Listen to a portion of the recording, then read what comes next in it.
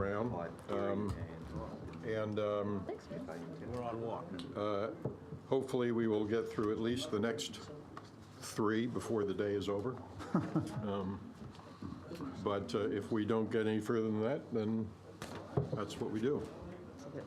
So, without further ado, we are moving on to integrated catchment management implementation.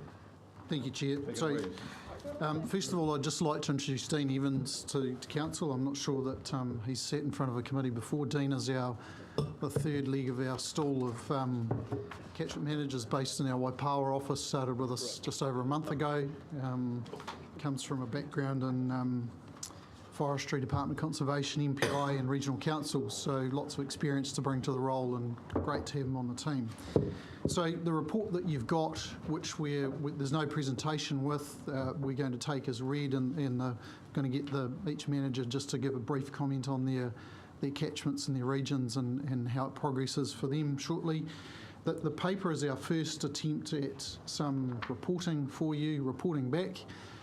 We're going to report back to you on a regular basis on progress with our work.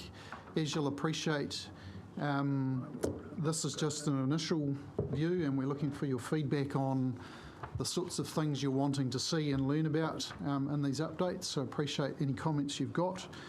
The last 4 months, which is only the period of time we've had on this work, has really been focused on processes and people.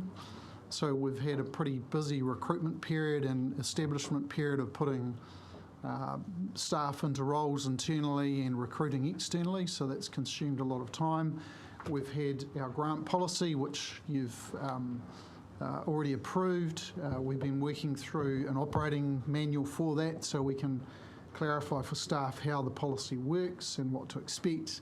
Naturally that takes time because it's very difficult to answer every question and those sorts of things. So it's taking time to get this thing set up and getting it set up and running, sorry. But in the meantime, there has been a lot of work happening on the ground, and you'll see in the report the maps give you an indication of the engagement that we've been having with landowners.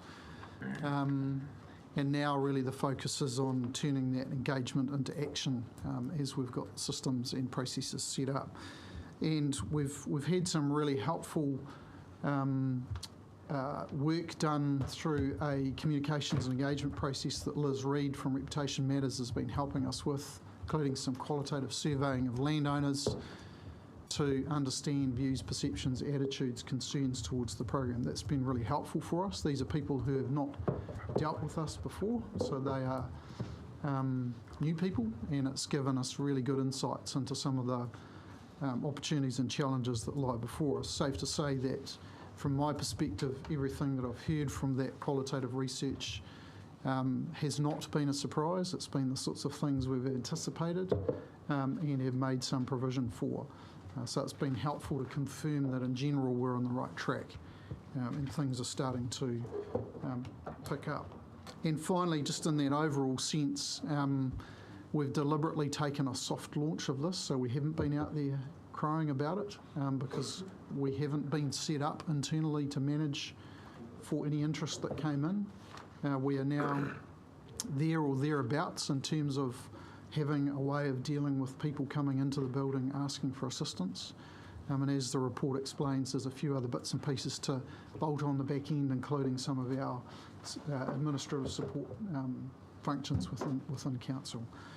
And look, final point would be this is a journey. It's not a destination. There are lots of things we're going to learn in this, and as I've kept reiterating to you every time I've presented to you, this is going to be organic and evolutionary. It's not a revolution, and as we learn, we will adapt, and we're learning lots as we go. So, look, I'll just hand over to perhaps start with Nathan, because I'm sure he's got a few ideas or a few comments, just from the three managers, and then happy to take questions. Hi everyone, just a bit of an update on what's been happening in the north. Look, fair to say we've had a very great response from the community to being there and being there in force. as you well know, Warrell's relatively unique, and there's two sides to the program up there. We certainly are working hard with the landowners to get this pipeline of supply, if you like, or demand connected, but there's also very much the catchment management side, and what we're finding is there's lots of little issues that people have been holding on to for a long time, that now that they realise we're a presence there in force, are really keen to bring those to us and seek some resolution. There's also some concern, clearly Steve Cave and Gary Clode have spent a lot of time in that area and done a lot of really good work, and there's a little bit of concern as what's happening following on from them moving on. So bridging a bit of that and understanding what has been happening and how we can continue to commit to those projects is a bit of a work in progress. Certainly been significant tangata whenua engagement, and it's occupied a very large chunk of my time in particular. A lot of enthusiasm and passion for working collectively on the restoration of the river up there right now. We in terms of the flow of projects, we're certainly getting significant interest. Our needs to get the details and the clarity around what an agreement might mean to a particular landowner is getting there. We still have a little bit to work through, and that it's quite significant how those details will affect the viability or not of a project. So things like covenants, things like what's happening to the carbon, rates of funding for fencing and things like that certainly change someone's attitudes to the projects in particular, so we need to be very mindful of those. And finally, one thing I'd certainly like to put on the agenda is there's quite an underswell of concern around afforestation in Warrell right now. A number of the community have been coming together to express a concern that we're proposing to come and swathe the landscape in Pinus radiata, and I know from many conversations with you all that that's not the intent of this council, but there's a disconnect in the communication with the community around that. They are very worried about the implications of afforestation on the social and community fabric of the town, and we haven't adequately addressed that in our conversations with them. And until we do that, you're going to find a barrier to this happening in the community. So I think we need to pay some attention to that, but that's just an update from me. Okay, so from Napier, and you will be aware of this, but with the significant reorganisation that we've had effectively 3.5 staff move away from Napier to the other areas. And for 3 of us here, we've formally been involved to varying extents in the Tukituki plan implementation work. And so all of that represents really quite a change in focus for us. But I want to reassure you that through the long-term plan, we've clearly got the message that this is the main focus for us back on the erosion work. And we've done that reorganisation and refocusing, and we're really are focused on the delivery of that. So for people here in Napier, we also have one staff member who is committed to some of the hotspot work in Tūtera and Ahuriri, so there's opportunities there to look for the synergies between this erosion control scheme work and the hotspot work.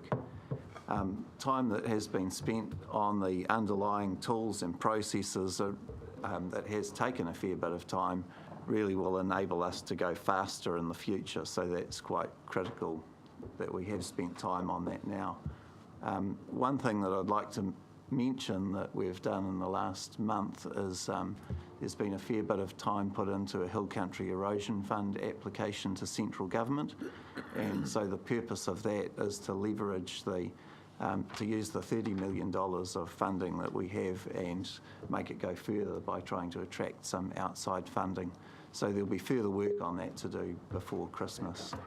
And as you can see from the maps that you have there, we have been getting out there and testing the processes, having conversations with farmers, doing erosion control plans and lining up work to put into applications. Kia ora everybody. For those that you weren't in the room, I'm Dean Evans, the new Catchment Manager for the southern area. As an update around what's been happening in the south, so in the last few weeks the team down there has been bolstered, and we've got a full complement now of field staff, which is very useful for taking this forward. The work that the staff have been doing in the interim, where the processes and things have been in place, is still contacting landowners, working hard with the project management team around what the systems and processes need to look like to make it work on the ground for both the landowner and for the staff and the council. You would have seen on the maps that there's been a reasonably large number of engagements still happening, regardless of the fact that they've been concentrated in other areas as well, which includes the FEMP provider accreditation. So there's been a lot of phone calls with the landowners around what this scheme is looking like, and basically getting an idea of who's wanting to get involved and in what capacity. So when the systems and processes are able to be worked through, then they've got something to start with and they're ready to go. We're also working in conjunction with the other teams around systems for reporting and managing data. So that's an area that I'm quite excited about as well, just in terms of how we can present information and actions on the ground back to the council, and really good information to give to landowners to motivate them and to get them involved with what we're doing. So I think there's a lot of good stuff there. Staff are really keen and energised to get out there and do some good work. So I think we're all pretty confident that this is should be a good system program to work through. Okay. Do you have more you would like to That's say? it. or No, that's it, Chair. Happy to take any questions. Comments, questions, I should say, questions. How's the 30 million going? Are we close to getting it? How is the 30 million going? Well, we got our 30, we want their 30, and you said you were working on it. Oh, so we have an application in for $8.75 million. Oh, no, I want 30. The total fund is $34 million.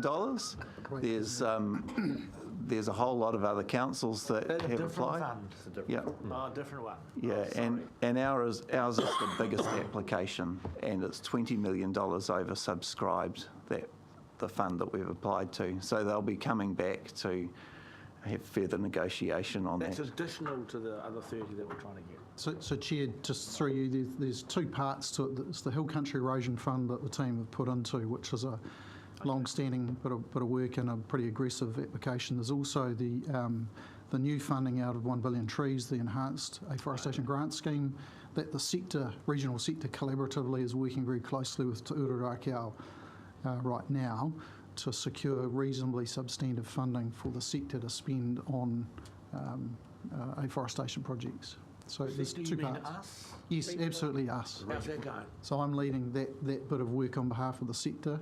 Very positive, tight engagement, and we're close to landing it, but we're confident we're putting in a pretty aggressive pitch for a big chunk of money for the next 3 to 4 years, and hopefully we can drive out of that an ongoing sort of pipeline of work and much greater funding into the future. Absolutely, we need the money. Okay, Councillor Bevan, So, Hewitt, a and couple of Dick. things. Firstly, just a Bailey. clarification on what you were just saying. When you say on behalf of the sector, do you mean the regional council sector, or? Yes, so the combined regional councils, yes. Okay. Right. So, a couple of things. Firstly, with regard to the survey that was done, which is pretty important to ground the work that's going to go on. How was the sampling for that done? So it's what we call a qualitative survey. So it's people. So you don't send them a survey form. Yeah, Person goes out face-to-face, face to face for. I think the longest he said he had was 3 or 4 hours with one landowner. Is this item 13 that you're talking about in the paper? Yes. Yeah. Yes. Yep. So the catchment staff pulled together landowner contact details. We picked out a range of people from different farming backgrounds, different farming locations and different farm types. There were 18 people who were sampled and 18 people who haven't previously contacted or had contact with the regional council through our existing programs. So they were fresh, new, unknown to us to get their perspectives. Focused primarily in our areas of interest and our hill country areas. So obviously not flatland farmers and not orchardists, so the areas that we're wanting to work. So was it through this process that the concern that Nathan expressed around reforestation with pine emerged? So look, I'm sure Nathan's had lots of whispers in his ear from his areas. So one of the people who, a person who we've been engaged in our tree grant panel team, Peter Kay, who's also been in the tent process, has been a useful conduit of concern back from the rural sector generally about this disconnect between our view of the program and what they're saying. Yeah, so we don't have any hard facts and numbers of people, but there's just a general undercurrent that people think that we're about pine trees and nothing else, and that our program is to turn up to a farm and to cover the whole farm in pine trees. And we're very clear that this is and I guess this is the difference in the bit of work, this program and the way we're rolling it out, is that it's targeted, and perhaps where we've shot ourselves a bit in the foot is the use of our SEDNet maps, which you've seen, which has all these big yellow blobs across the area, including places like the Whangawehi Catchment, which are heavily represented by that. That's no more than an indication of where to go and look. It's not telling us that all of those areas are erosion prone and need to be dealt with. It's just that's where we start looking. It's not over there, it's over there. And then the work that these gentlemen's teams will be doing is that one-on-one engagement with landowners on their farm, looking at the land and agreeing the areas that need to be addressed. Yeah, and they'll be discreet, and they'll be targeted, and they'll be as the landowner requires. Yeah, okay, but just hearing what Nathan said, and I can completely understand why the perception would be, because that's what happened 30 years ago, the perception that we're coming along to plant a whole lot more Pinus radiata. And I'm just wondering whether, I think you probably need to think quite seriously about some form of communication to the landowners to reassure them about that. Otherwise, all the people that go and visit are starting on the back foot because there's a perception about what the conversation's going to be around, which is actually incorrect. Yeah, so I think you need to think quite seriously about that. And that's something that's been identified in the bit of work that that engagement piece that we've had done, is that's one of the risks. And so we're next steps working through, well, how do we overcome that? What's the best way? All right, so just one other comment from me, if you wouldn't mind. You're raising the question, this is new, how do we report it? Do you have suggestions? I think we need to be absolutely outcome focused here, and once you know what the size of the pot is, because you're applying for money and you're not quite sure at this point in time, then what I'd expect to see is some sort of a target by year in terms of expenditure and hectareage covered, and that's how we're going to measure ourselves. So that's what I'd like to see you come back to us on once you know the size of the funding that's going to be available for this, what resources we've got, in other words, and that's how I'd like to see you report back to us. Sure. Excellent question. Could I just tell you? Councillor Hewitt. I have a couple. First, I'd like to echo Nathan. Thank you for sharing those sentiments around the social, economic impact discussions in Wairoa, and the sentiments that I am having reflected to me in Central Hawke's Bay as well. There's concern about what will happen to primary production if we're just charging in and planting trees, and it's not just Pinus radiata. But so thank you for sharing that and echoing that. That's universal across the region. Question for Dean and then one for Ian. Dean, I'm wondering, and welcome. I really like seeing the guys here. You know, we all need to be working together across the region, so I like what you've done in this paper. Question for you, because it's been put to me at home. If we have got all of these new opportunities that have been portrayed through the carbon credits, the opportunities, if we hook a few more poplars in, then we're going to be linking up and enabling farmers to have the right area to be getting carbon credits, or carbon farming as well. So there's a prediction that there will be a surplus of orders for poplars next year. Are we going to be looking after existing poplar growing clients who have got a good history of getting them up and growing, or if there's a shortage, how's that going to be managed? Good question. I know Mr Maxwell's got some work organised around the availability of trees for erosion control, especially in the North Island, to try and manage what our demand might be and what supply we have.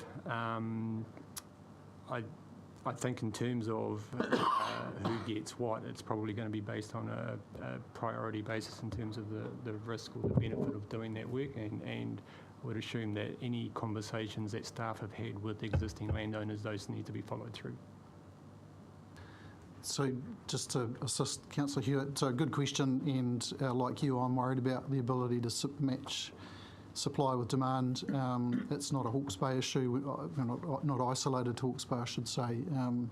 So we've got agreement across the North Island Regional Councils to fund a bit of work to pull together our demand, what that looks like, where the nurseries are, what they're capable of supplying, what we would need to do to increase production, species, the whole mix of things, so we can put it on the table to say, well, you know, what's the most tactical and strategic way that we could deal with this across the whole of the North Island to allow for biosecurity risks, supply of the right species at the right times across the whole North Island. Rather than us thinking we have to kind of manage it on our own, we're reaching out to the rest of the family, if you like, to say, how do we do this together? And how can we do it more efficiently than doing it on our own? But absolutely making sure that we're prepared is critical, because we know that one of the things that will drive a hole in the success of the program is if we can't follow through on landowner interest. And so we've got to figure out how to get prepared for that. So I've obviously had that concern flagged with me. Yep. Ian, I'm wondering also, are you able to give any more update on Lake Hartuma? So that'll come up in the hotspot Hotspots. update. But yeah, I certainly can then. Thank you. Councillor Dick? Thanks, Mr Chairman. The fair and Wairau district that Nathan has talked about, that good and sustainable pastoral horticultural land will be taken out of production, that the Wairau economy will be decimated is very real. There was a farmer in Wairau that wrote to Councillor Wilson, thanks, and copied to me, and I thought his letter was a very good one. Has that chap, in effect, been put in touch with council to make some input? Yeah, and actually Nathan wrote him an email yesterday trying to hook up with him, Dave Reed, talking about. I rang him, tried to ring him last night. He's flat out weaning at the moment, so anything after 8:30, the phone doesn't get answered. So, but I want to hook him into a few things we're talking about, actually. That's good. And secondly, the Innovation and Strategic Relationships Fund, that's a central government fund? No, that's part of the policy that or the grant fund that you approved Part of 6 our months ago. long-term So plan. it's part of our funding. It's to allow us to partner with others who are doing our work to invest in new plant species or new weed control techniques, or those sorts of things. It's a small chunk. It's our fund? It's our money. Yeah, okay. Yeah. Right, I just have a feeling that if you can give us a bit of a picture of the funding that you've got and what you are applying to and what funds you're applying to, just maybe in an email or something like that, it would be helpful, because I can't see the picture. Sure. Yep. Happy to do that. Councillor Bailey? Thank you, Chair. Ian, through you, Ian, one of the risks we had in undertaking this program was around staffing constraints, about getting the right people on board. Looking at 3 good gentlemen up there. Underneath that, how successful are we in getting staff underneath that level? And look, I'm happy for any of the team to comment. It's still going to be a challenge. It's been quite rewarding for us that we've been able to promote internally a number of staff into some of these roles. We're not quite at our full complement in terms of matching demand, but we're getting organised. Look, it's going to be our perennial challenge across all of the regional councils, because everybody's doing this work and more of it, and we're all competing for the same resource. I've been heartened that where we have gone to the market, we've had some very good candidates come out of it, including one of the gentlemen sitting in front of you. So there is clearly interest in this. It's about, right now there's a reshuffle around New Zealand of these folk. What do we do when we get to the point where we're going to new people, and where do they exist? So part of the work that we're doing, it's kind of this whole of government tūraraki, bit of work, is we keep pushing that capability and capacity across the whole spectrum, whether it's silviculture, pest control, fencing, whatever, or these folk, is going to be one of our constraints. So supply of products and supply of people, and that you can't ignore the supply of people part of it, because there's not a lot of incentive at the moment for people to go through soil courses or erosion control, soil conservation type programs, and it's about encouraging and incentivising people that this is a place to go, there's a career for you and some exciting and challenging work. So it's always going to be a headache, but I think we're reasonably on top of it, but happy to at least... So out of X number of slots in the organisation chart for these three teams, how many are filled? What percentage? I think we've got one left, haven't we? Only one left to go? Your end. One left at Nathan's end, yeah. We've also got some additional resourcing planned for year 2 of the LCP that grows these teams even further, and we're in discussion about whether we've got enough financial headroom to accelerate some of that, given the demand that we have out there. Yep. Which is a really cool problem to have. So that's fine. In terms of you looking for feedback on how you want to report on in future, one of the things I'd like to see is it's almost like an old sales funnel, where you'd like to sort of say there's 3 levels of where the landowners are in this process, whether they've first been contacted, they've been seen in the plans, some sort of plans, and then the work started, so that I get a feel of you've got enough coming in at the top to drag the outcome out through at the bottom. I think only numbers in a region would be sufficient to give us an idea of that, rather than names or anything else. And further to Nathan, your comment about what people are concerned about in Wairua, I think there's been a lot of discussion certainly around this table that people should have the confidence that we'd have no intention whatsoever of going through and planting Pinus radiata everywhere, and that certainly that was the feedback I received. We received when we went through the long-term plan process, when we had all the community consultation meetings. That was one of the big issues that came up all the way through. And similarly, when every time we go out to the community and talk to the community, they're raising that same concern with us all the time. So I understand why you've got that feedback, but and that's something we need to be better at communicating out, that we're not intending to do that. If I could just follow up on that point. In item 19, there's a reference to having identified or made contact with 90 landowners who represent highly erodible land in the region.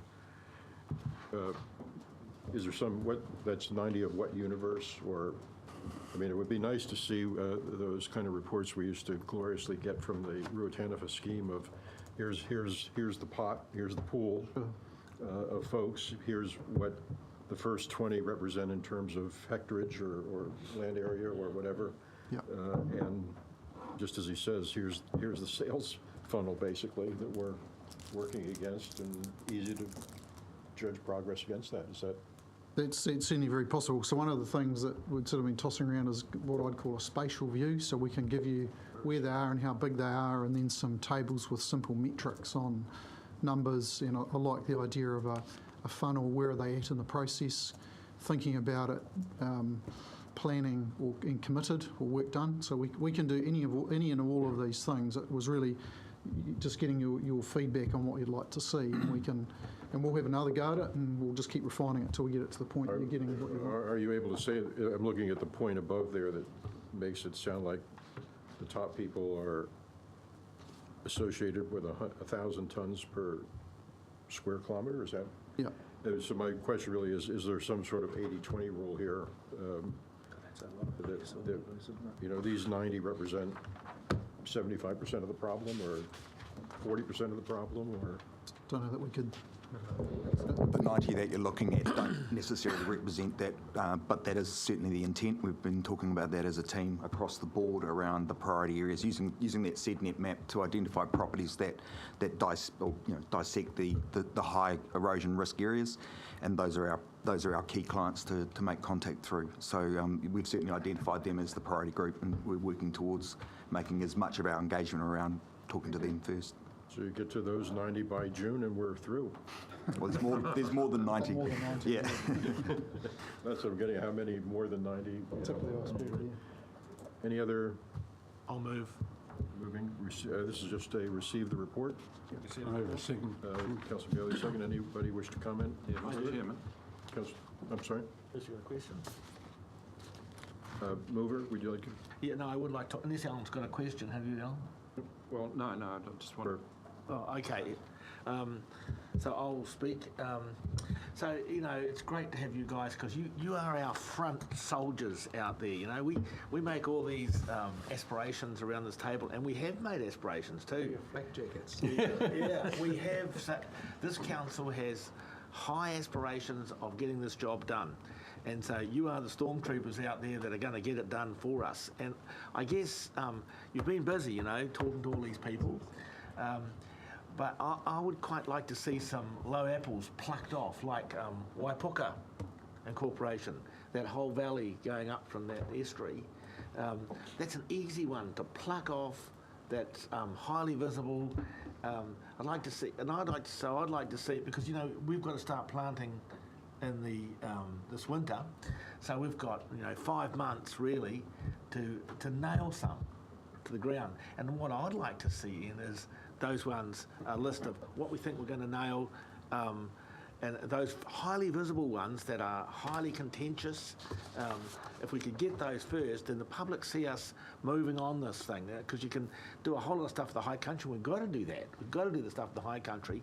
But no one will see what we're doing. So, you know, the stuff that's right in front of us, right in front of the community, if we could big tick, would be really good. And that's a classic one, the Ocean Beach one, that we can nail. So I'd like to see, we're talking to these people, we expect to nail this one this winter. And this one, like similar to what you did, you didn't even tell us actually, but you just did at Tutera. We took the credit, you did all the work. But get the job done, you know, and I keep on saying to James, you know, all the politics that goes around the place, I want to plant trees, and so does this council. We want to plant things. Get things done. So that's what we're asking you guys to do for us. And I've seen pine trees everywhere. And we don't want pine trees everywhere. And I just want to sympathise with that, Nathan, too. I mean, I don't know how many times we can tell the cockies of Wairoa, it's not our intention to do that. But just keep telling them. They're quite hard of hearing at times. And you just got to keep telling them. We don't want to destroy their town. So, well done, guys.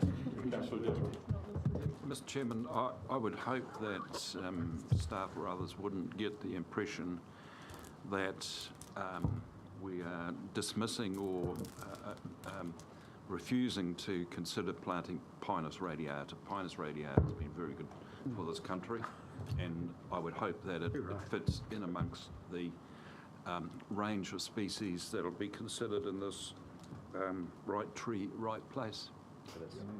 Thank you. Rogers, how do you say? Long live Pinus radiata. Councillor Bailey. Thank you, Chair.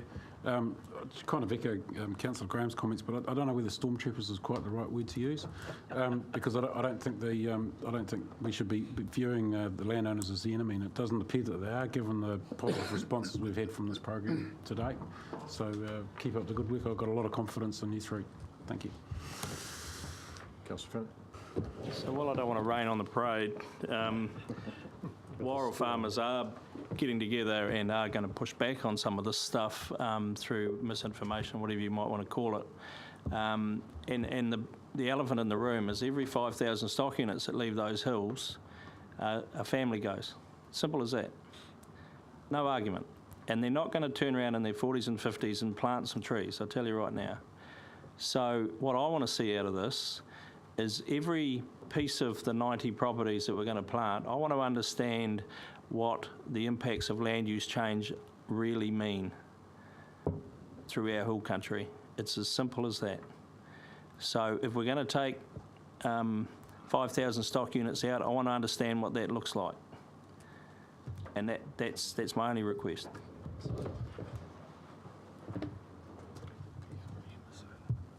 Other comments?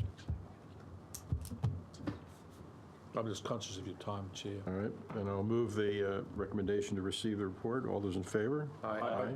Opposed? Thank you. Thanks, guys. Thanks, guys. Great. Cheers.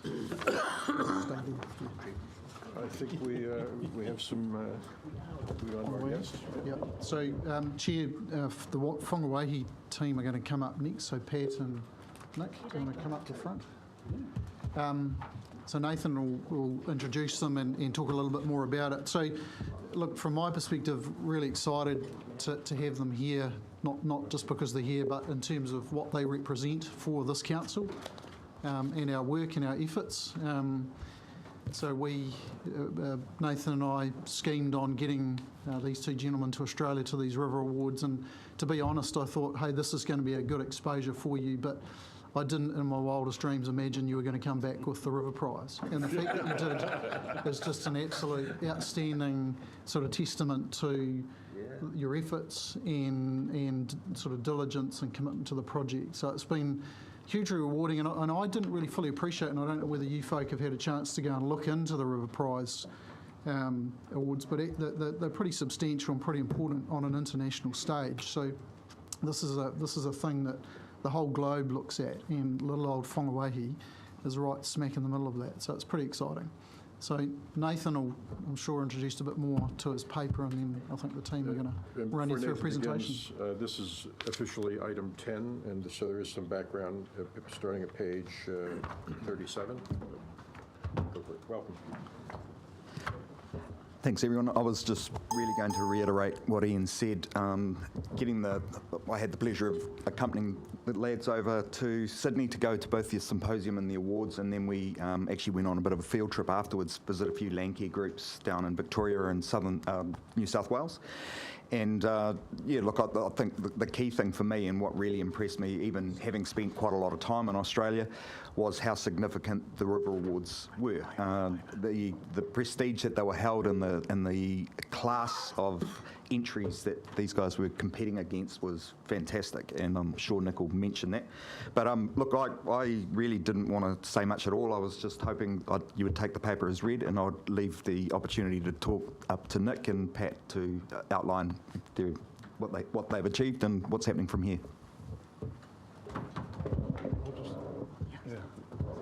Thank you, everybody. I'd just like to acknowledge the ongoing support from HBRC. Without your support, we wouldn't be sitting here today. It's just absolutely amazing.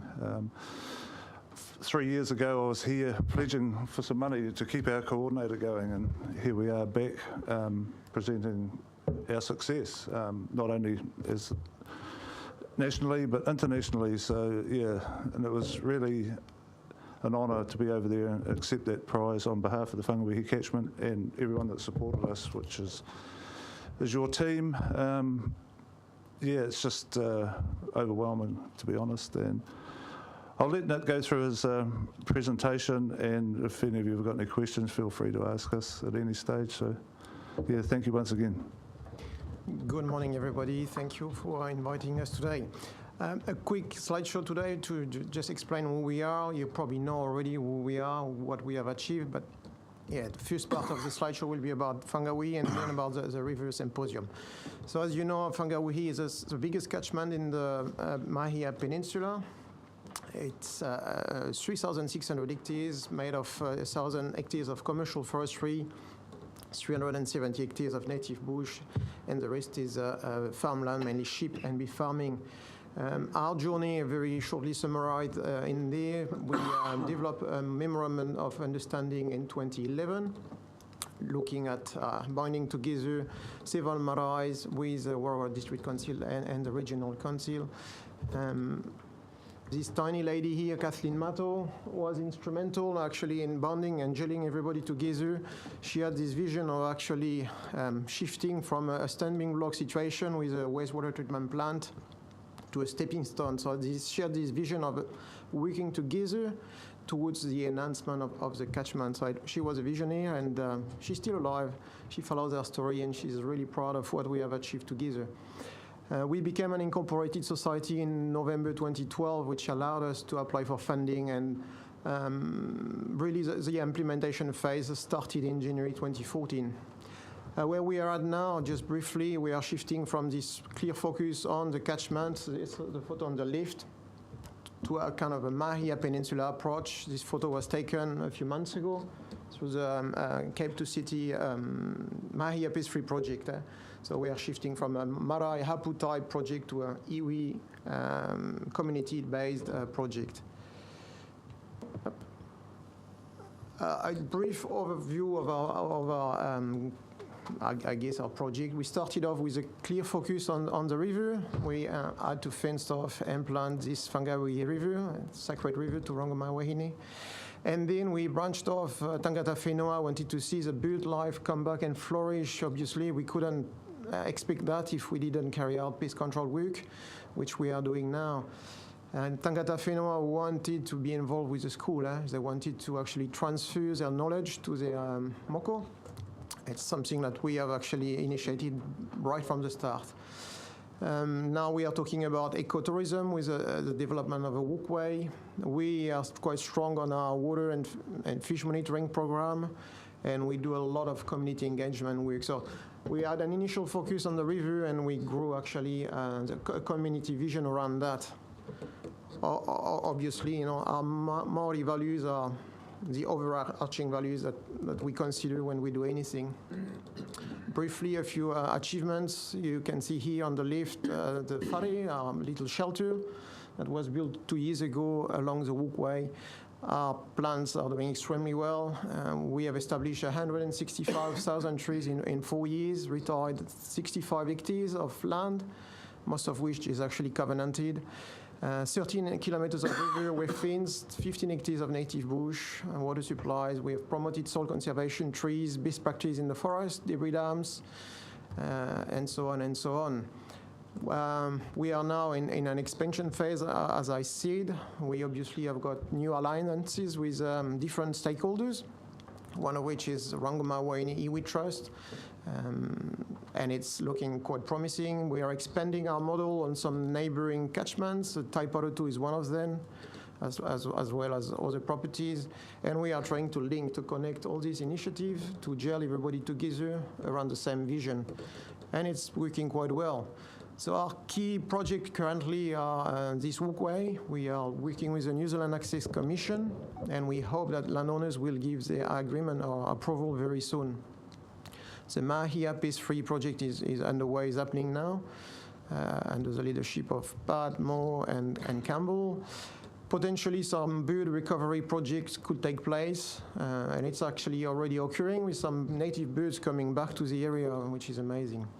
Another key project is about this red meat brand, a little bit in line with Taupo beef from Mike Barton.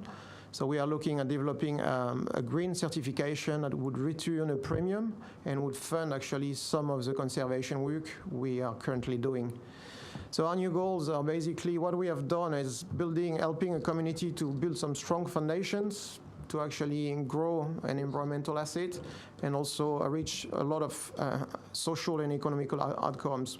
And it's something probably we need to focus on in the next few years, is how can we generate work and employment around this kind of work.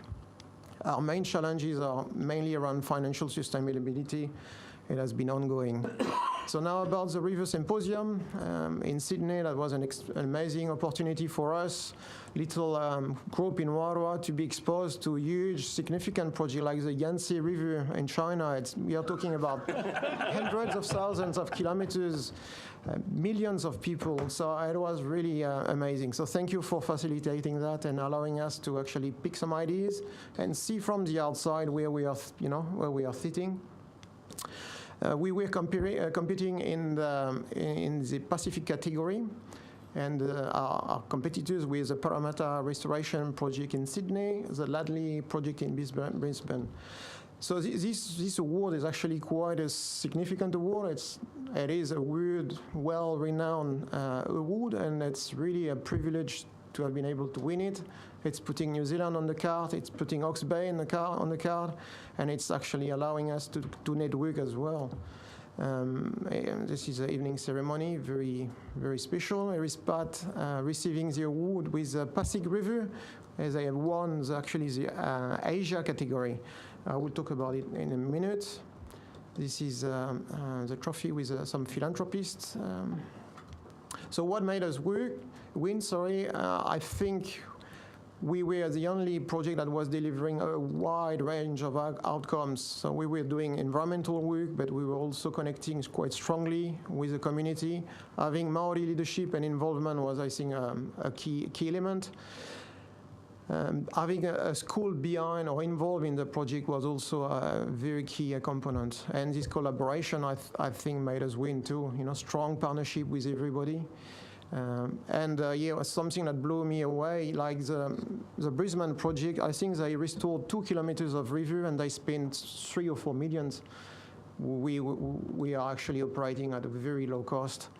And we had measurable and visible outcomes, and it's due to the fact that we have got very good monitoring systems in place.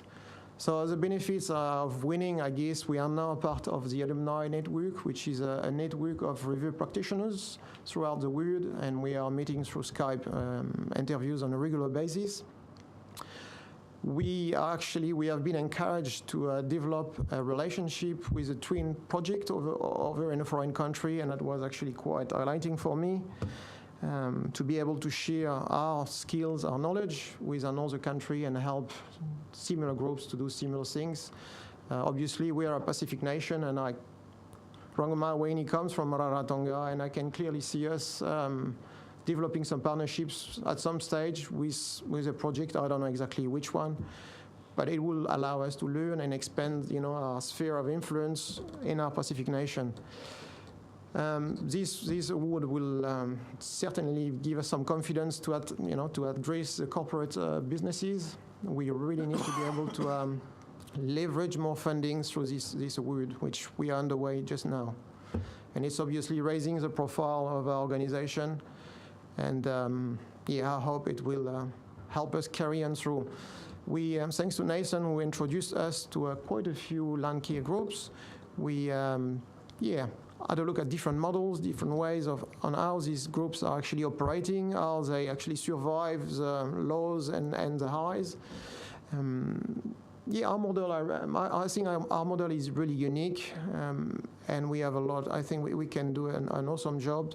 Some groups manage to survive by being extremely farm production focused. So a lot of farmers were interested into the research on how to, improve the pasture, improve farm productivity. That was one successful model. Other groups have actually been a link between a lot of focus groups. So there was a gel, I guess, between a lot of practitioners. I think we have got a good case to be really unique and, I guess, leverage success through this very unique story. So we want to expand, our sphere of influence. We are facing basically similar financial constraints, and I don't think there is any silver bullet, but we need to grow our collaboration with new stakeholders. This is Ray and our aunties at Nokutoroa. I guess today we are coming to say thank you because you have been a great supporter, but we are a volunteer-based organization, and Pat, Sue, Ray, Auntie Queenie, Toria, they have given their time for free for the last 5 years, and they haven't been paid for anything. They just do it because it's right for them. So, I want to say thank you to this amazing community. They have given their heart to the project, and this award is, they need to take credit for it because they deserve, this amazing award. They have been exceptional in the way they have been able to work together, embrace, different people's ideas and move, go with the flow. Sorry if I've been a bit too long. No, it's been Pat.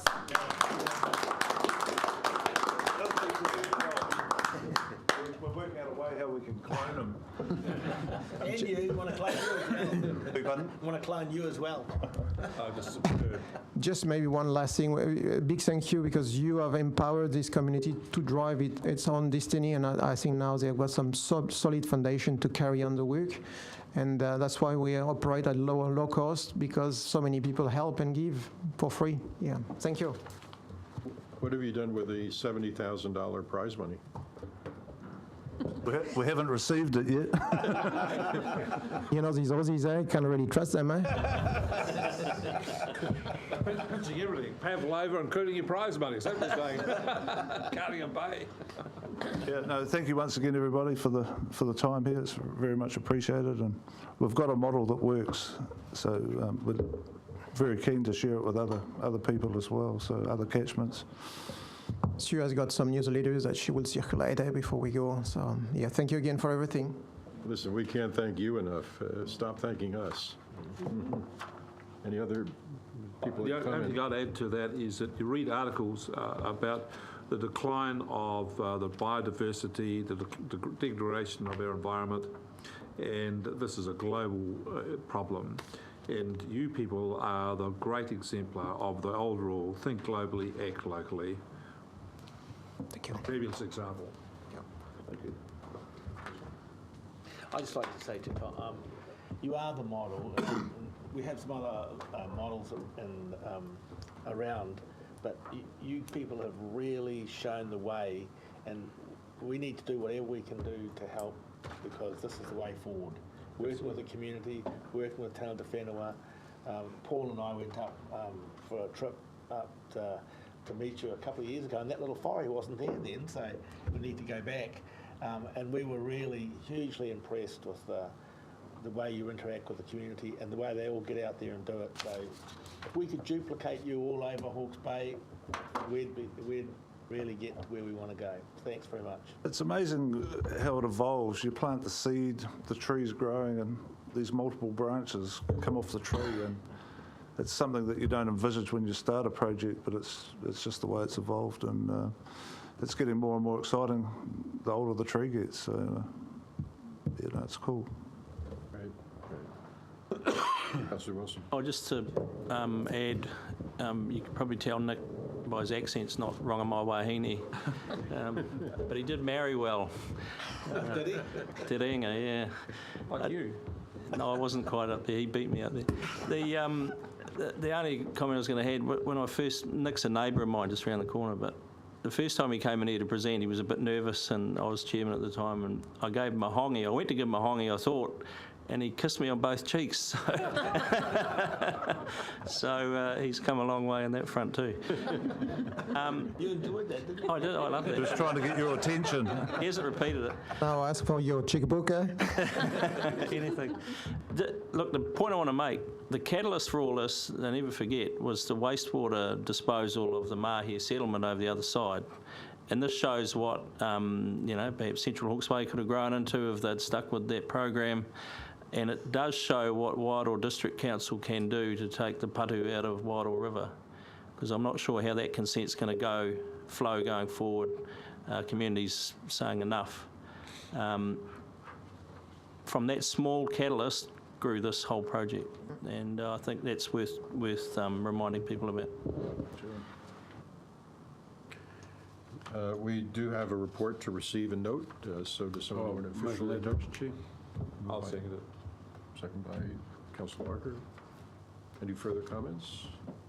All those in favor? Aye. Opposed? Thank you. Thank you. Terrific Thanks, work. gents. Thanks, guys. Cheers. See you later. Wonderful report.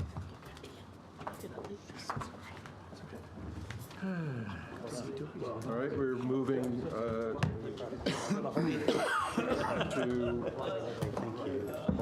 on your new list, Number 11.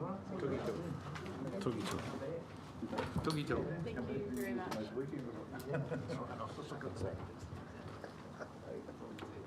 item 11, Tukituki Water Task Force update, and that is on page 39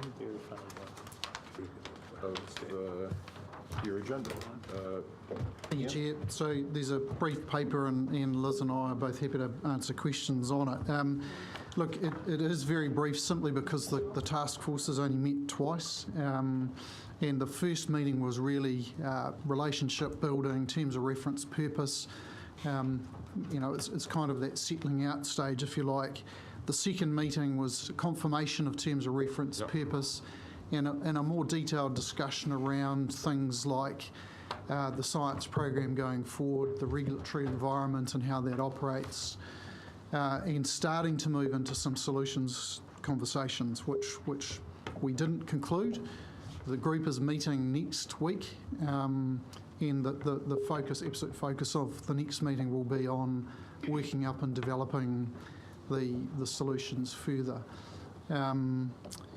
Because we appreciate that so far they've been largely talked to, and now we're wanting to sit back and listen to the community and their views on those options and opportunities and solutions.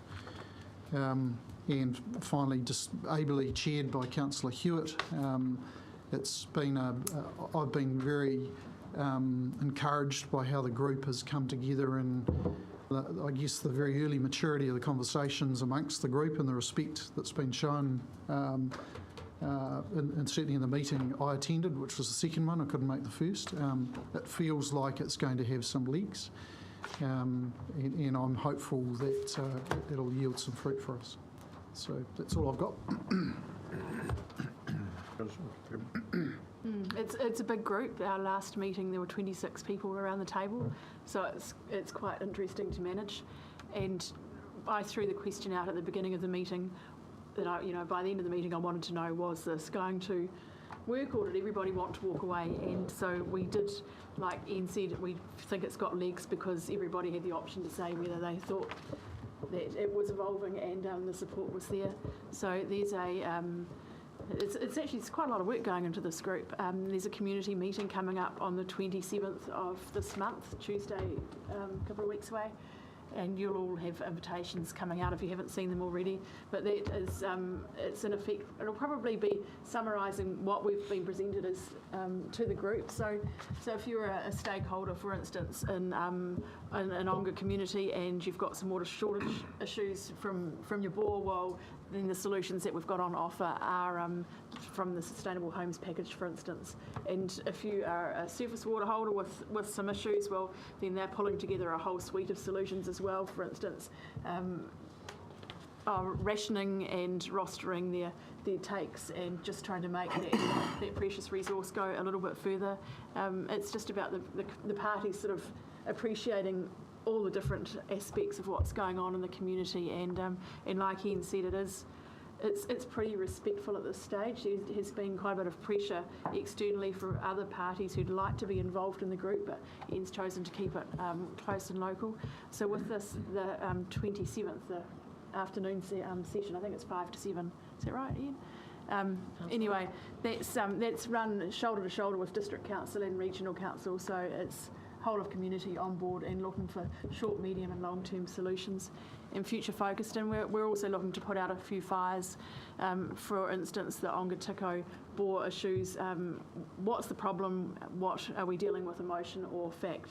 So that'll be really helpful. The District Council's pulling together a survey with those residents. They've been a little bit slow off the mark in getting that information back, but it will certainly ease the pressures on this group when we put out some of those burning coals and focus on some of the more medium to long term issues there.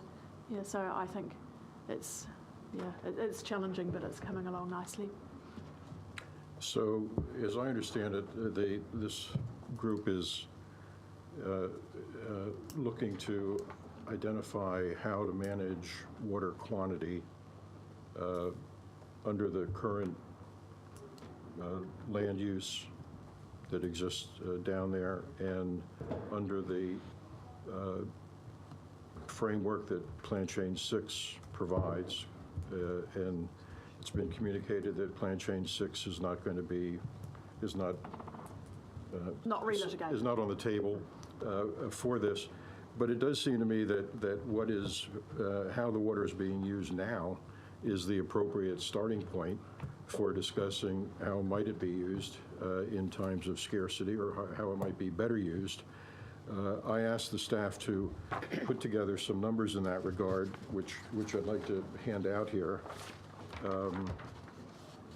as part of this discussion, because it does seem to me that the public in Central Hawke's Bay should have a clear understanding of how water is presently being used, and if there are problems being created by the current use of that water, whether it's people in Whangawehi or whether it's surface water users or whoever it is, that everybody ought to be quite clear as to what the starting point is. And that was the intent of asking the staff to look at, where is the consented water going now?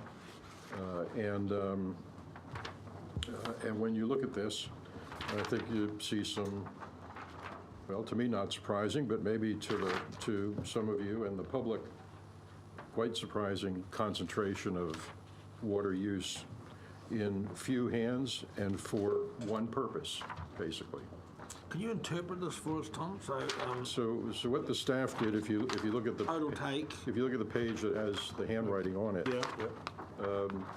they basically looked at three chunks, Ruatanifa Basin, then down to Upper Tukituki.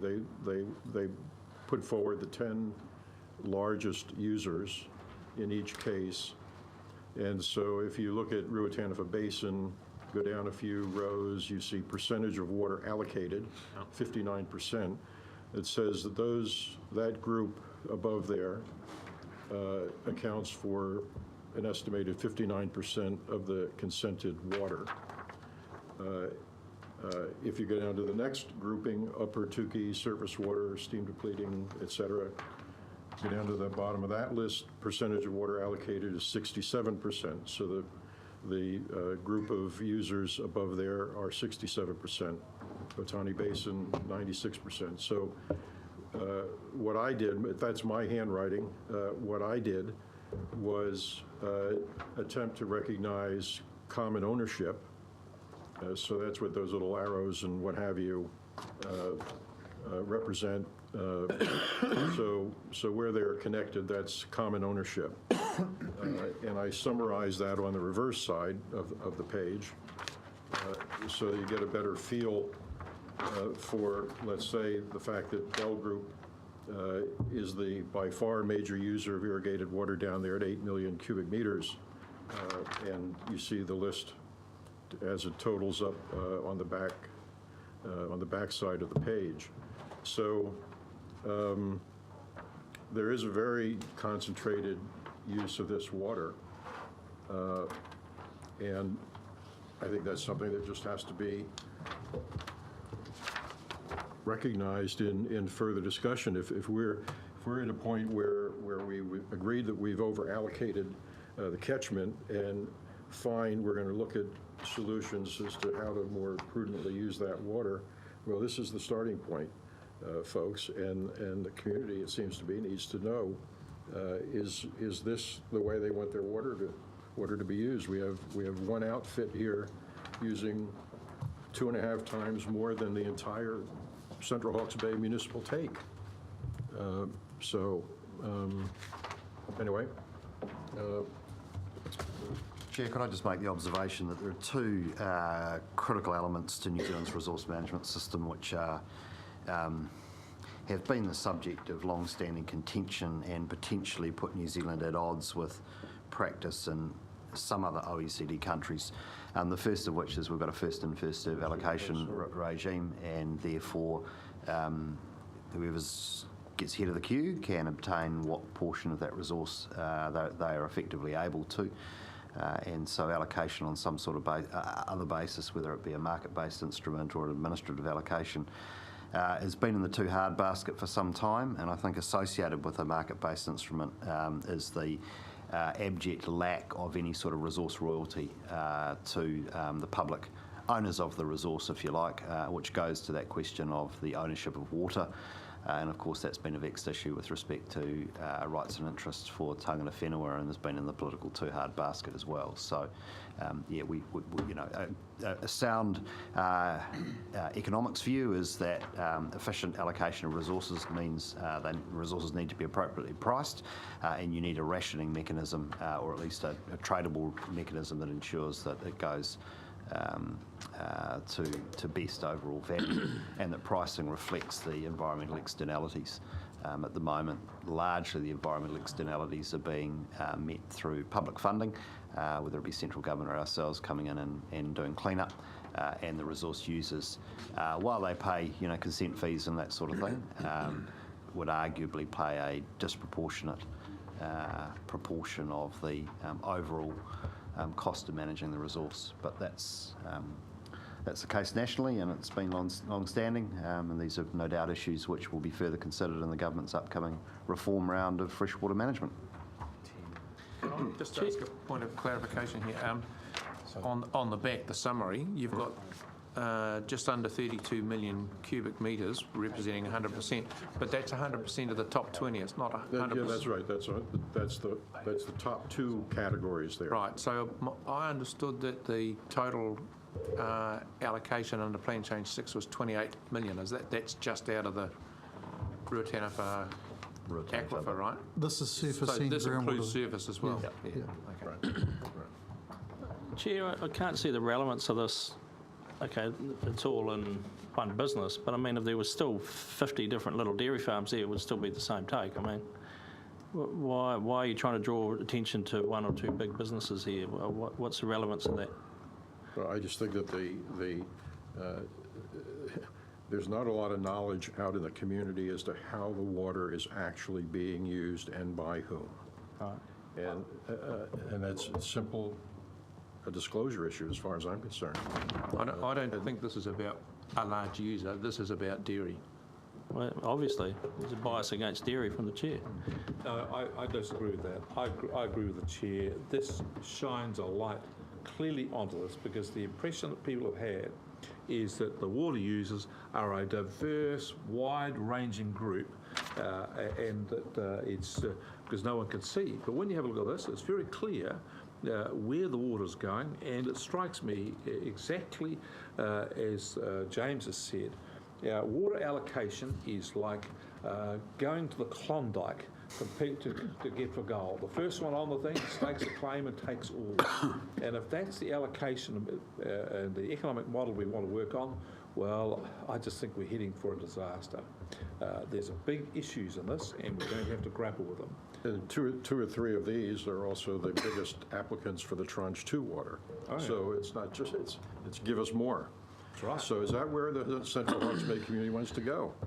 So, It Tom, wants to can I just be- get clarification? I just wanted, you were saying that 6 large dairy farmers are taking 65% of the water of Central Hawke's Bay.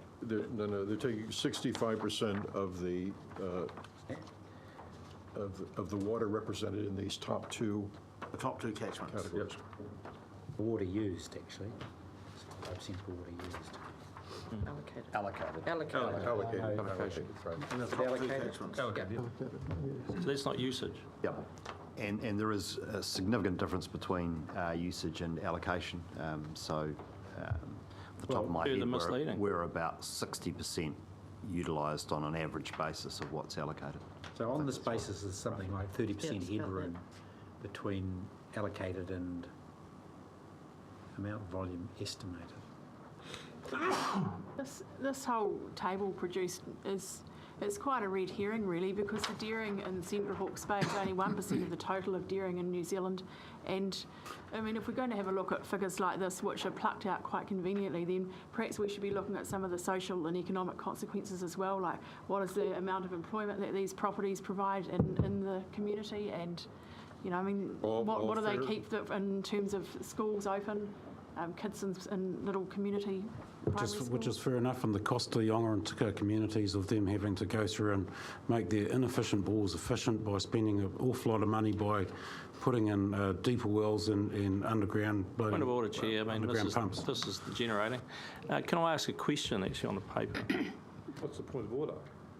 Well, point of order was, he butted in. He butted in. No, that's a point. That's a point of order. We never said that. How many chairmen have we got, And the other Mr. thing Chairman? I'll just say to you is that, Chair, he's making a direct criticism of you. No, we don't need your view, Deputy Chairman. The Chairman's in charge. Continue. Thank you. The question is quite simply the rebuild of the Ruataniwha groundwater model to update new data and move to a new modelling platform, which is on page 4012.2. Is that going to be more definitive in regard to Tranche 2, the reality of Tranche 2? Does it actually exist? Is it? Is this just the outcome as was delivered? Is it actually real or not? So it's not going to help with Tranche 2 because you're talking several years of work before it'll be ready to use. So it's not going to help with the Tranche 2 applications as they sit now in processing for consents. Ultimately, it will help inform a more sophisticated water management regime, both in quantity and quality. It's hard to be too specific now because obviously we haven't done it. It's going to be informed by particularly things like the SkyTeam, which will give us a much greater or more granular view of geology. There'll be new water use data, water metering data that will flow into it that'll be able to be correlated to levels. So it'll give us a more nuanced view. I don't think it's going to give us a silver bullet that sort of suddenly finds a whole lot of new water or gets us out of jail here. The reality is that you will still be in a water short catchment and there will be challenges around managing limits and allocations across the catchment, irrespective of models or new science. Just supplementary, Chair, what about the increased minimum flows? Will it shed any light on that, considering Ngātaroto basically tanks, it appears it doesn't really shift? So I guess the difference here is that in setting the groundwater allocation, the Board of Inquiry fully understood the connection of groundwater takes to surface water depletion, and that's why they stuck with a 28.5 million cubic metre allocation, because they understood the surface water depletion effects. So I don't think the modelling's, again, it'll give us a more nuanced view of exactly how much that is. In terms of the minimum flow triggers, that work isn't relevant to that because that's more about a relationship between flow and habitat for fish species. And so we're not proposing to do any more work on that. And we do already have a good understanding of the impact of those new flow triggers on reliability for irrigators. Again, we could probably become slightly more nuanced around that, but I don't think it's going to give you a picture that says, hey, it's suddenly got a whole lot better. In fact, it might get a whole lot worse. Councillor Bowden. Thank you, Chair. I'm not sure whether this question should be addressed to you or to Councillor Hewitt, but when Plan Change 6 was first passed, we held a meeting in the lower Tukituki to discuss with farmers the implications of Plan Change 6 and to get them to start thinking about a much more cooperative water use model a la the Twyford Irrigator Group. And we got about 3 people to that meeting and there was just no momentum to carry on and do anything. Do either of you get any sense that the mood has changed and that there might be some opportunity here to find a different model for water use than the current one down in Plan Change 6 area? Look, I'm sure Councillor Hewitt will have a view as well. We had to push pretty hard for them to recognise the existence of the emergency water amongst the user groups. Look, I can understand why, because I think they clearly see that's not a get out of jail free card for them. That's some minor relief to quite a substantial challenge for them. My sense is that there's certainly a far more kind of collegial approach from the irrigator community there than we had around that first meeting. And we're putting resource and looking to encourage and support more that irrigator community forming themselves up and figuring this stuff out with our support and help. Ultimately, horses and water, we're going to lead them there, whether or not they finally make the step to go to a global regime and a truly dynamic water rostering and sharing system, I don't know, but certainly, personally, that's one of many tools that might be in the toolbox to help. And again, it's not a get out of jail free. It's not going to help you when those new flow triggers kick in, but in the period building up to that, it certainly could in some way. So I get a sense that the answer's yes after that long-winded reply, but there's a bit of work to go to make it real. I would agree with that. I think it's a yes. There's 57, I think, Surface Water representatives that are working together now, and they've been meeting very, very regularly. So that is evolving, and it's fair to say that quite a number of them have been caught short with actually realising, okay, no Ruataniwha, how are we going to fix that? So there is some leadership stepping up in the community and scrambling really hard, but it's very difficult, because if you take the current minimum flows and then all of a sudden you've got to step up to here and here with a very short time space, ideally you'd kind of do it in a smooth curve and give everybody a little bit of time to grow and get the best outcomes, and also recognising that the science is evolving all the time, so what we've got in Plan Change 6 will be very different when we come around to the next Plan Change. So there's quite a bit of concern as to what crops may or may not be planted, and if decisions are just knee-jerk or they're actually the best environmental decisions. So those are all the discussions that they're having through that surface water group, and then sharing them with the other stakeholders in the community so the appreciation can grow. Councillor Bailey. Good type of models are good. In the tank plan change, sorry, through you, Chair, in the tank plan change, there's a new concept going in there that that fair and reasonable use. So as consents are renewed, you're looking at volumes being reallocated on a fair and reasonable use, isn't it? Is that not the case in Plan Change 6, or can we be looking at doing that at any rate, even without something in the actual plan change? So there's an actual reasonable kind of component to Plan Change 6, which is based on a crop calculation. So what does the crop require, using a bit of work that Aqualink developed for us to estimate volumes required for soil types and crops in various locations. So that's the tool that's used. Obviously, Plan Change 6 doesn't have a fair and reasonable component. I think it's more like an actual and reasonable. So it's whatever it is. What does it actually need? So don't ask for more, and if you do, you'll get wound back to what the crop calculator says that it should need, rather than how much you'd like to have. And that'll obviously happen over time as consents are renewed. No, I think that's applied to all consents, all of the consents, because bearing in mind that when the new limits and allocations came out, there was the need to make them fit, the existing consents fit with that.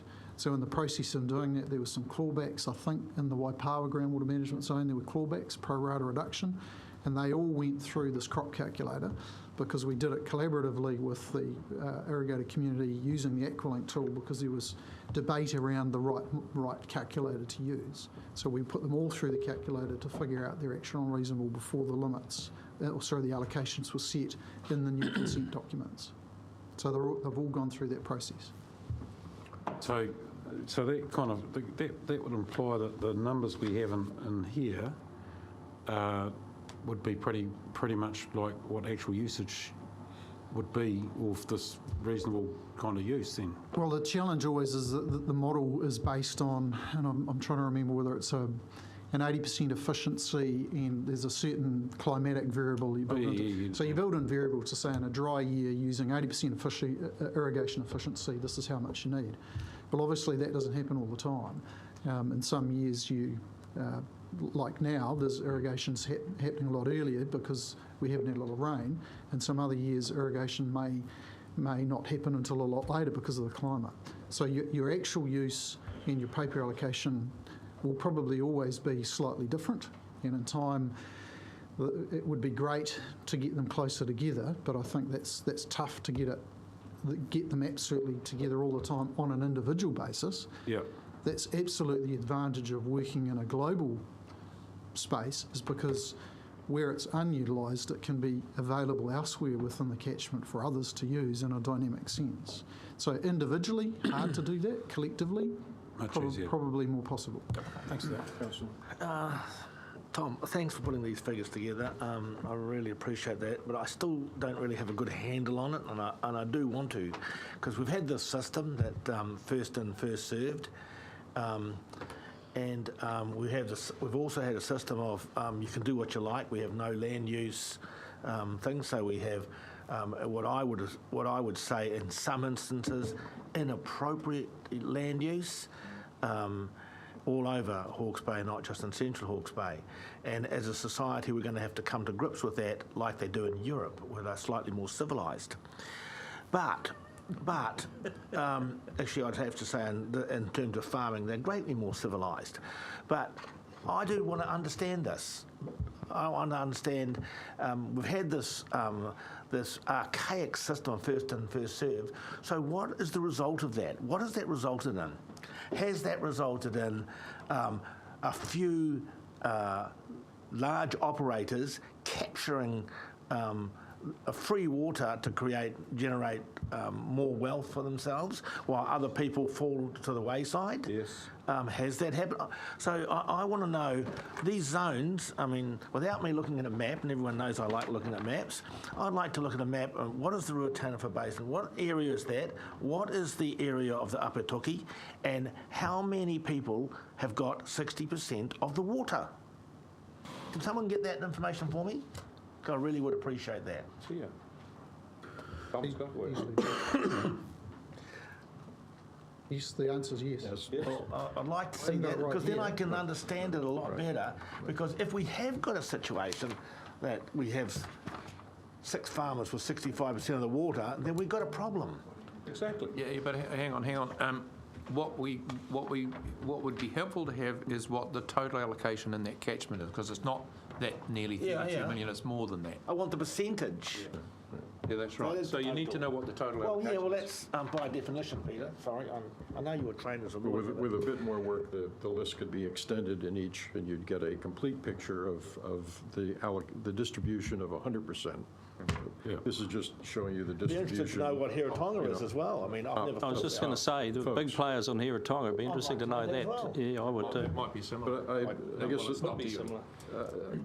I have a question about this related to point 17 is talking about tranche 2 water, and it notes that before anything can happen there's going to have to be some reporting done on what if this water were to be granted, how would the taking of it, how would the effects of taking it be mitigated? And I would take that to mean if there were effects on other water users, how would those effects be mitigated? Is that a correct interpretation? And if it is, if you then look at the existing use, and you have people coming in from Whangawehi saying we're not getting drinking water anymore, and our response to them is, tough luck, drill a deeper hole and put a better pump in it. Well, one might suggest that these users are having an effect on the access of other folks to the highest priority water use, which is drinking water. And is it legitimate to expect them to take mitigating action so they do not have that effect, or do we just tell the other folks at the bottom of the totem pole here, sorry, drill a deeper well? So, Chair, I'll move the recommendation, and then I'll speak to it. Yeah, I'll second it. I want the answer to the chair's question. I asked a question. So the first, Ask the question to yourself. So I'll answer the question around the tranche 2 water. Mr. Chairman, you asked whether or not the report that the applicants have to prepare as part of their consent application will address the effects of taking the water are to be mitigated on other users. The primary target for that particular part of their work will be around the effects of taking the water are to be mitigated on the surface water body, but also they will have to look at how other, just in general terms, as part of their consent application, how that would impact on other users as well. So then, by extension, if plantation is currently using 33,700,000 and wants to take 6 million more in tranche 2, and they have to explain why taking the 6 million won't have an impact. Why don't they have to explain why taking 3.7 million isn't having an impact on other water users? So, Chair, It's already consented. yeah, because that fits within the allocation that was set by the Board of Inquiry through the Tukituki catchment proposal. So, and this is the bit that I think probably has been lost perhaps in the mists of time a little bit, that bear in mind this along with surface water quality and nitrogen and phosphorus management were the two most contentious matters before the board and received the most exploration of evidence and scientific rigour of all of the policy development. And the board knew fully that in allocating groundwater at 28.5 million cubic metres a year, it would have a certain effect on groundwater levels and a certain effect on surface water flows. And it was the effect on surface water flows that drove the decision-making around the groundwater allocation, because the more you allocate from ground, the more impact you will have on surface water in that catchment. So that was the primary issue they focused on. And they also knew fully and had screeds of evidence before them of the impact of the overall allocation on groundwater levels in time. And you've seen some work presented by the science team recently about groundwater level declines in the basin as a result of irrigation abstraction, and the board knew and understood that there would be a decline and that eventually groundwater levels would flatten out and what we call reach an equilibrium, so they'll bounce around a bit but they will reach a new level. That was all before them in making their decision. They didn't look at individual consents as part of that process. The allocation is then available to be distributed through consenting processes across the basin, and as part of that exercise, the applicants need to A, fit within the allocation for the zone, and B, demonstrate consenting authority the effects of their take on neighbouring bores, which is the work that has also been presented to you specifically for Plantation Road by Simon Harper, where the pump testing they did demonstrated that it didn't have an effect on the monitor bore in Whangawehi. So that's kind of how the machinery works, so the overall allocation and then individual allocations through consenting processes. And all of this was explored in enormous detail before the board, before it reached the point of saying, here's the limit, and then it's now been allocated to no more than the limit that they set.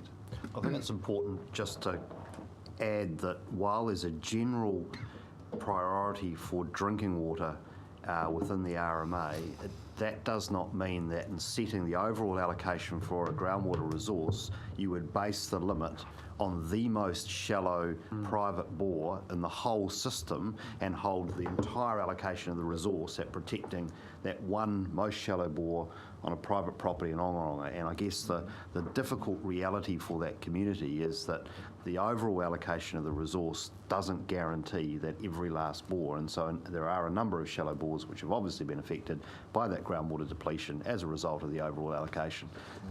And I know that those individuals feel like they are somehow guaranteed in perpetuity their right for a 6 or 7 metre bore to be able to obtain water, but the RMA framework does not provide that guarantee. So what in our judgment constitutes a shallow bore?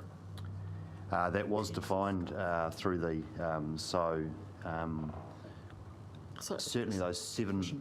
Sufficient Yeah. as opposed to shallow, so it will depend on the actual location, but as outlined in paragraph 16 of the paper, the regional policy statement, policy 28, talks about protection of efficient groundwater takes, and so part of the information being sought by Central Hawke's Bay District Council through its survey is to find out the actual description of each of the individual wells within those communities, so we can have a better understanding of whether or not they are classed as efficient or not.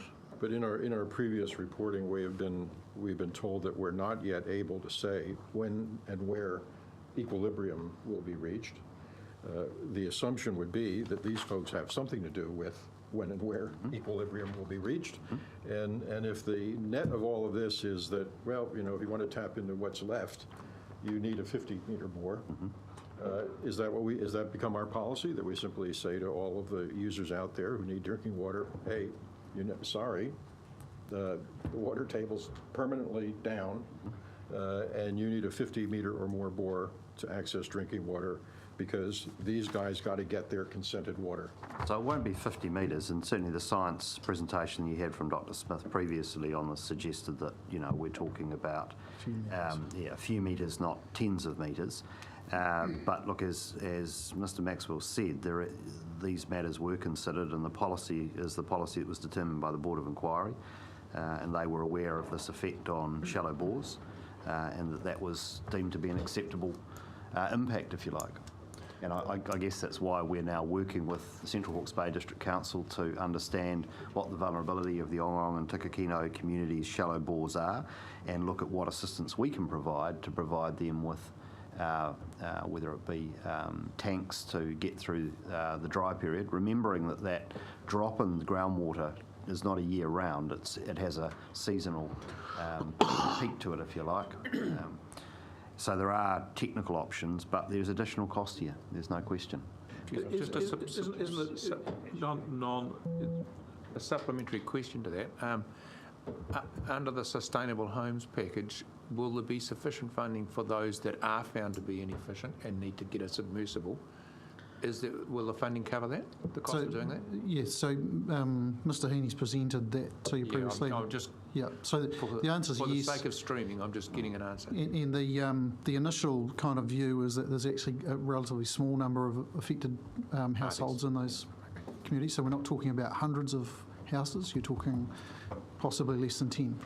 And through you, just as a supplementary to that, the TICO presenter who came with the submission has followed up with me twice to say they're really happy with that Sustainable Homes package. I haven't had that feedback from Olga, but TICO I have.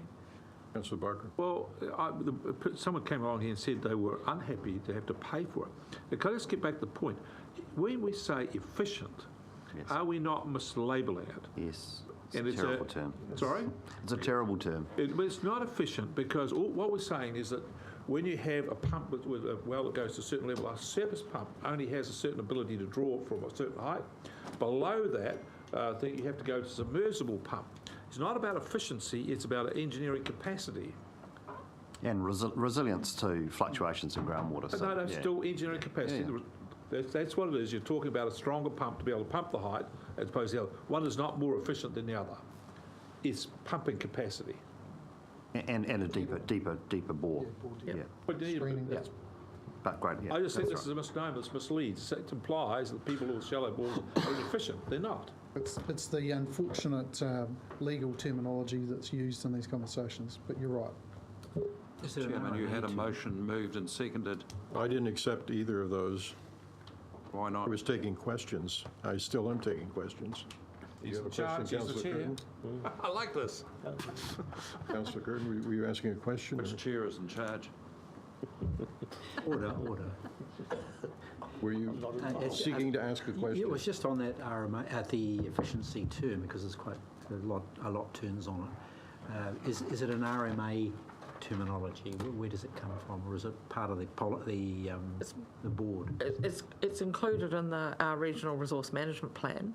So I think without having it in front of me, there's a definition in that. Have a coffee. But I would need to confirm that, Councillor. Question?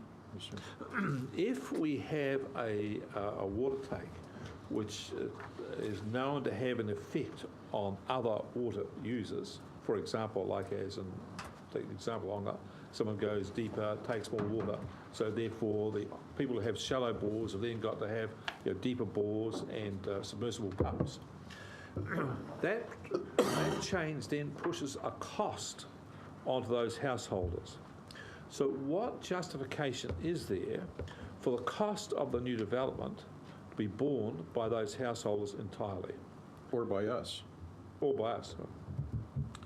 It's a good question, and arguably conditions could be put in the consent if it was justified on an effects basis.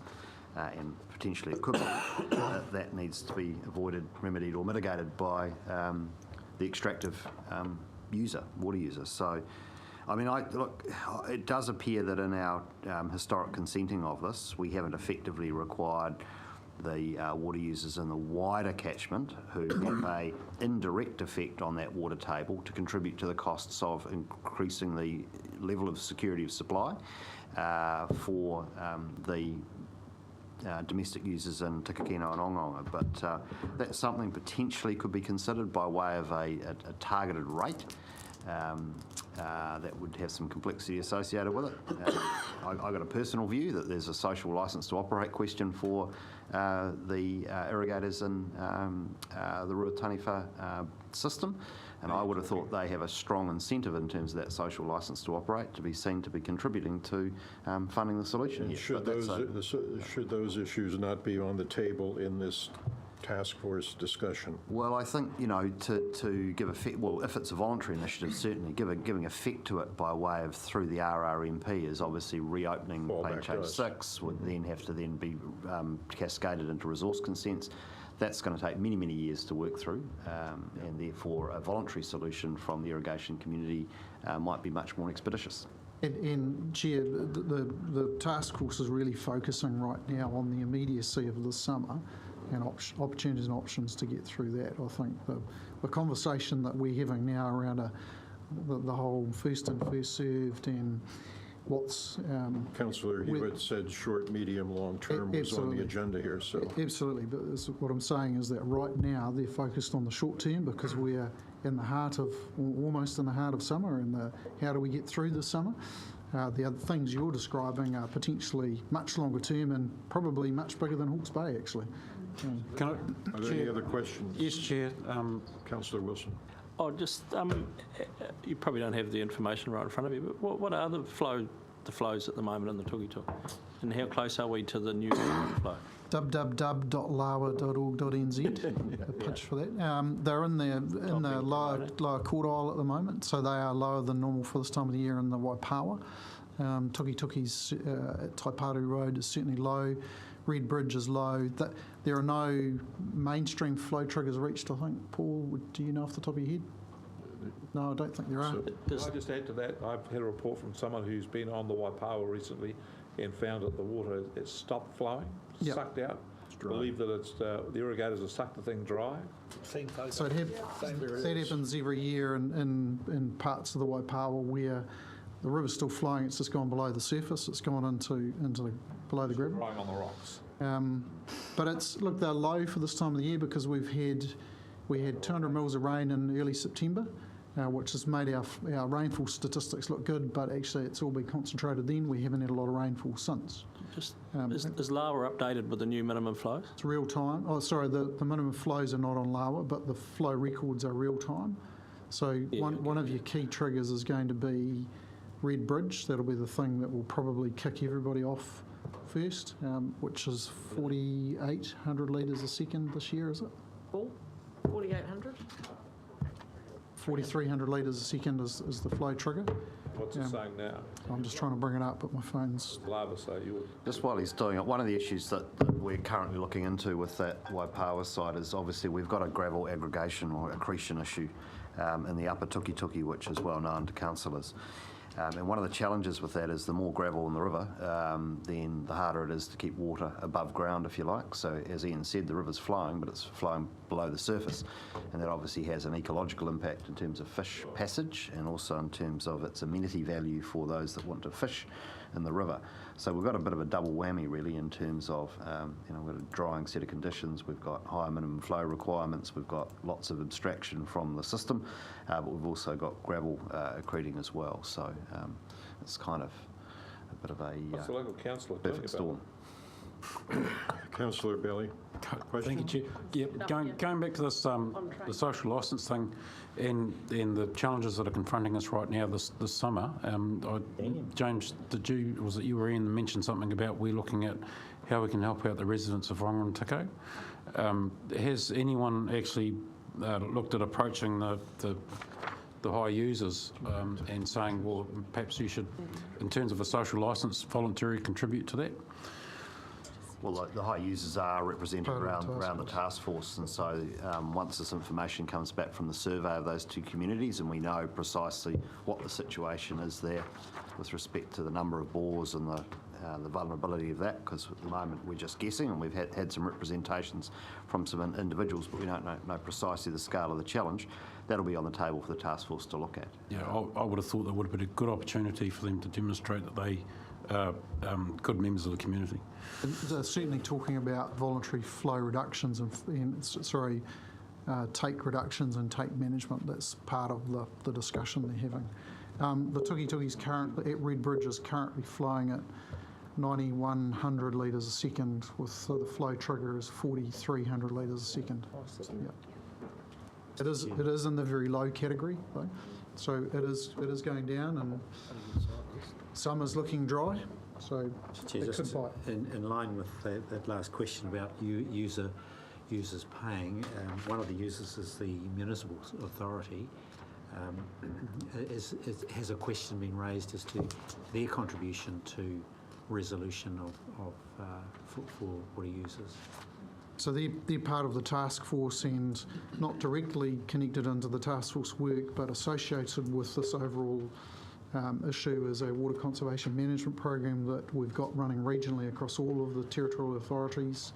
And you've probably seen some of the advertising that's starting to kick off around getting water demand and conservation happening at end user, home level, household level. So that's something that we're doing alongside the TAs to bring their overall use down as well as we go into dry periods and high demand periods. What about contribution to making good on for users? Other users are affected by that take. Sorry, I'm not sure I'm following. So they're part of the program is to... The proposal or the proposition is that those major users have a social contribution to make. Is that and has that discussion been held with the municipal authority? Not specifically within the task force. Like I say, it's alongside the water conservation and demand program that we've got across all of the TAs to say, actually, all of you winding back your water use in our dry summer months is important. And look, invariably it will come up in the task force, I suspect, because people will ask that question. I think they would also argue that their abstraction is for municipal use and therefore has highest priority. So That's what the law says. While they are contributing to the overall abstraction, they would say they're at the top of the pyramid really in terms of priority. And the other element is that they're doing it for a public good, whereas if you were taking water for private enterprise, you were using for a private benefit. That's true, and I'd also make the observation that during their long-term plan, they did look to raise additional rating revenue for Three Waters infrastructure, particularly for some of their smaller communities, and they did face a backlash from some members of the rural community in terms of them contributing to urban costs. So they watered down those proposals somewhat. So, such are the tensions within the community about whose responsibility these issues are. I wonder where that came from, that opposition. Anyway, have we exhausted questions? We can now take a motion to accept the report. Would you like to move? I'll reserve my right to speak. You're moving. Are you moving the report be accepted? Yes. You still wish to second it? Well, Mr. Chairman, I think the task force should be congratulated on the work that they've done so far and encouraged to get on with the job. Is this a second of the... I'm speaking in seconding, yes. Yeah, okay. And whether the task force needs to co-opt another 8 councillors on there, given the level of interest and the opinions that have been expressed, well, I guess that's for them to consider. We don't want to. As far as this information is concerned, Mr. Chairman, it's interesting, and thank you for presenting it. But I think the thing is that if you to unstitch what's there at the moment can only be done by legislation at national national level, and there's some possibility of that. In the meantime, then if you've got a big budget and you want to go out and buy some dairy farms, maybe that's one remedy. So I'd simply like to encourage the task force to get on, do the job, and no doubt cognizant of some of the views that have been expressed around this table. Anyone else wish to speak? Councillor Barker. Well, I'd like to say thank you, Chair, for this very interesting table of figures here.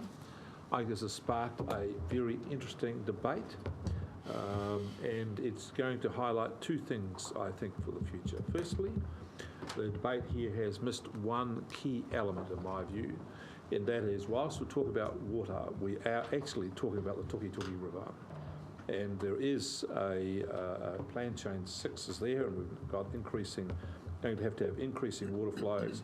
And I like the Regional Council Chair's take on this. For 150 years, the river had to live with us. From now on, we're going to have to live with the river. And what we should be gearing ourselves around is making sure that the river can do what it's there for to do, and we protect it. Because we have had some pretty tough stick on this council about people taking their dogs to the river and drinking the water and dying. We've also been told by others that we have not taken enough care of the environment and been castigated for that. I don't think that's true now, but if we do not forge ahead with strong plans to protect the river and protect its water flows, then the charge against us will be correct. So this starts with the amount of water we allocate for irrigation, and no one's actually known exactly where it's come from, where it's gone to.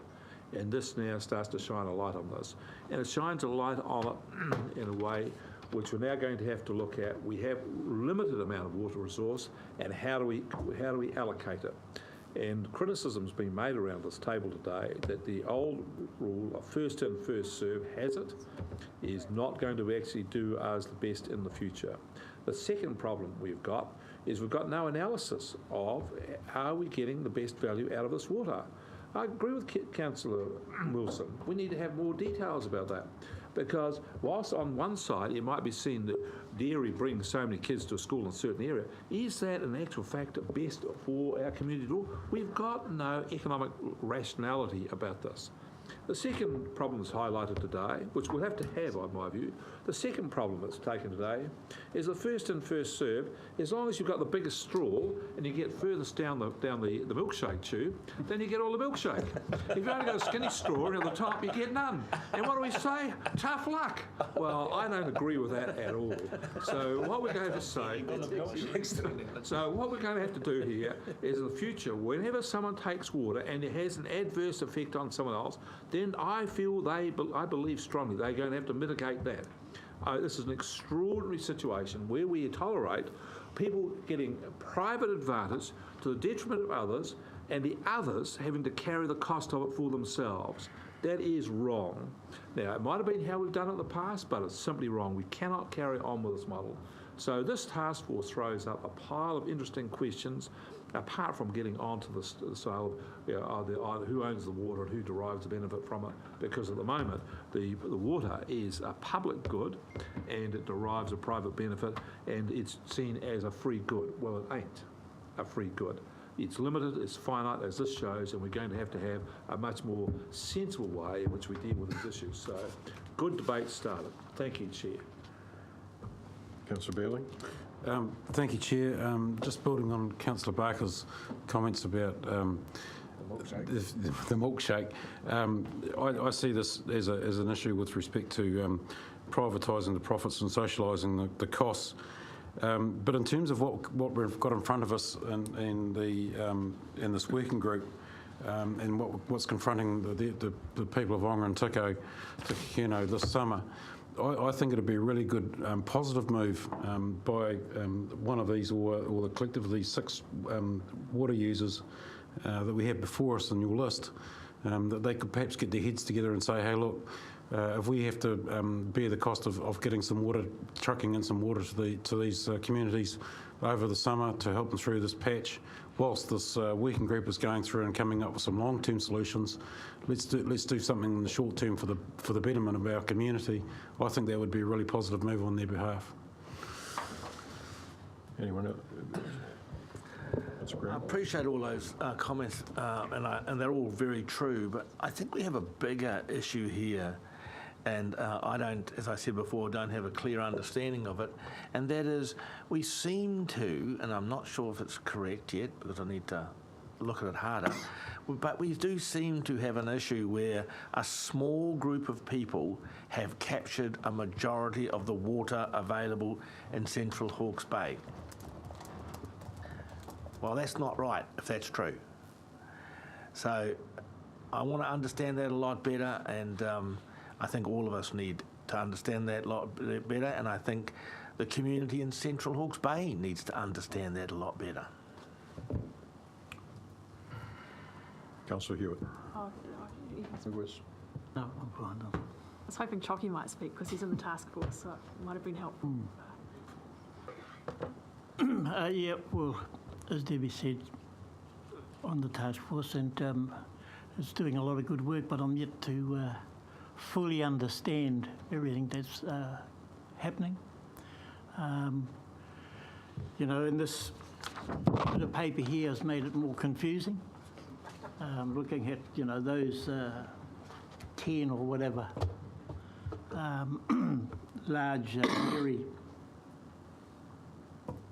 owners taking more water than they should be.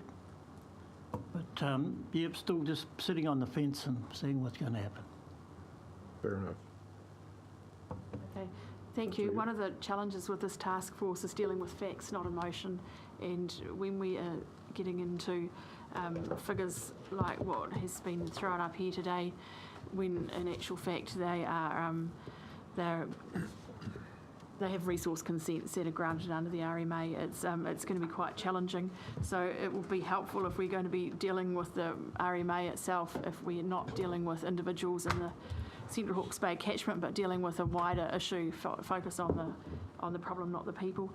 I'd also point out that municipal water is a territorial authority issue, and all of these large water users, whatever your thoughts are, whether you're pro-dairy or anti-dairy, I just remind you that they're all tax-paying entities as well, and in this equation here, before any judgments cast, we should know what the scale of the problem is.